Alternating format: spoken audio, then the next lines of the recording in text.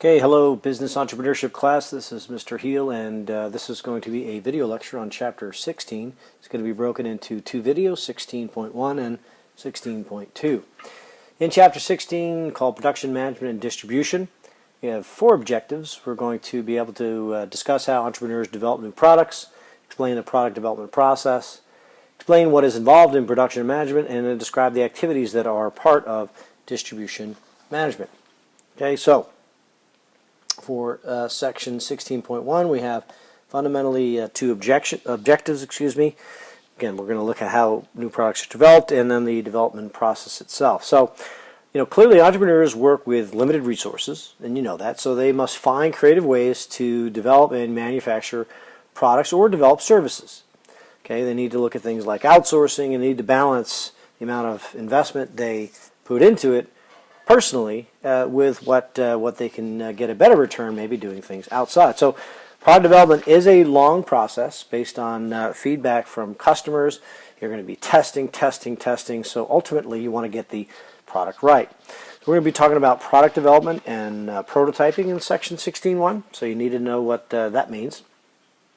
And then in terms of development itself, we're looking to transform ideas into marketable products. And that is a process that you have to go through, and it could be short or long, and either way, though, it needs to be thorough. Attention to detail is critical.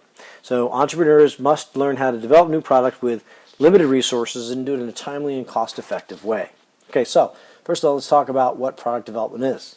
All right, so product development is the process of creating or new or improving on current products, and again, you could have service development as well. And then the book says, hey, sometimes people consider this to be risky. Well, at the end of the day, you must have a solution to a problem that either involves a service or a product, so clearly it's the core of entrepreneurship.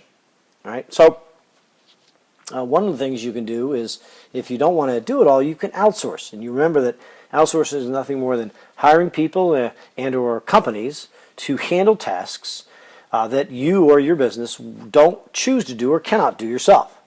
And to look at the complete value chain of bringing something to market, clearly you must consider outsourcing. So it says here, no matter what you are producing, you can leverage others to help you lower costs or complete the whole product, so to speak. So that's a good idea. So what's the product development process itself? There are four steps the book goes through to talk about product development, and they are opportunity recognition, concept investigation, product design, and prototype building and testing.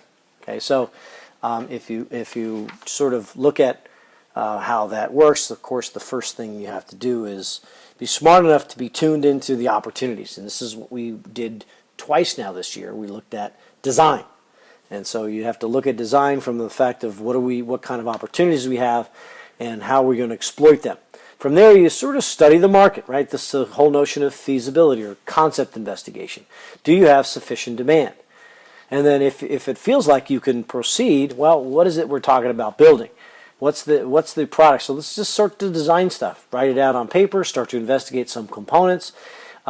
Make sure the needs and wants of customers are definitely incorporated. Remember, we talk about features and benefits. This is important that it gets involved in the design process. And finally, you build some prototypes, right? So you can actually sort of test your ideas out. And it's certainly not a linear process. In other words, it's not the serial thing that goes from step to step to step.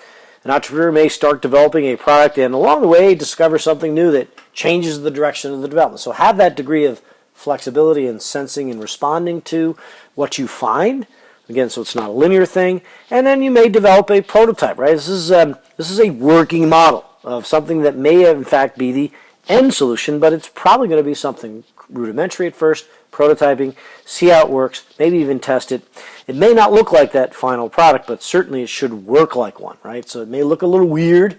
It's not polished and sort of painted real well and packaged real well, but it's got to sort of work and show a potential customer, for instance, that it actually really does.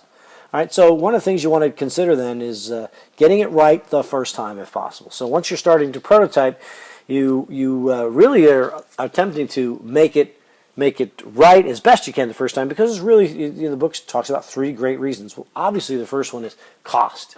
Okay, if you have to completely scrap the work you're doing, rework is extremely expensive. And in fact, as a startup, you have limited resources, i.e. cash, maybe something that you need to really manage well.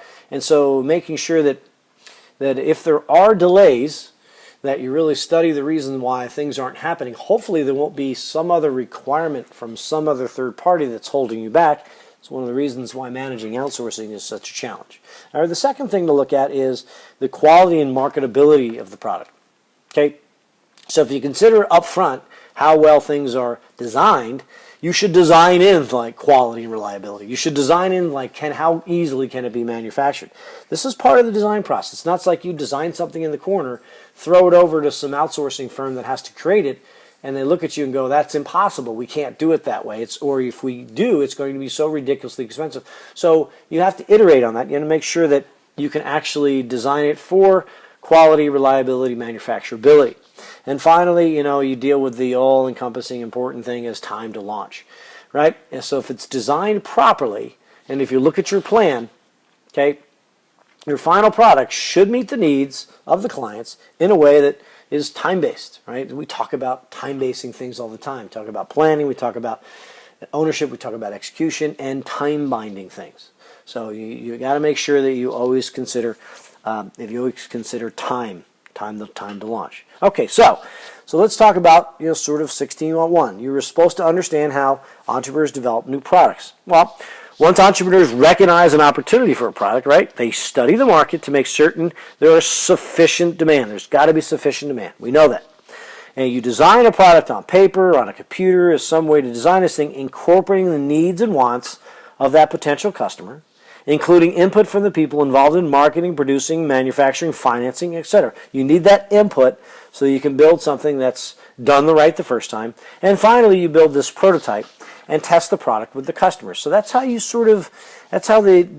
entrepreneurs need to use process orientation to develop new products. What about the product development process itself? Well, product development is, again, it's not linear. Although it appears that it moves forward in a step-by-step manner in a serial fashion, it really is iterative, repetitive, and it goes back and forth as you're sensing and responding to changes. But you've got to do it in a very focused way so that you're not completely throwing things away. You're learning along the way, but you're moving forward. So you may start the development process developing a product or a service, and along the way discover something new that changes the direction of that process. So you have to be flexible from that perspective. Okay, so that's an encapsulation, a really quick little video lecture on 16.1.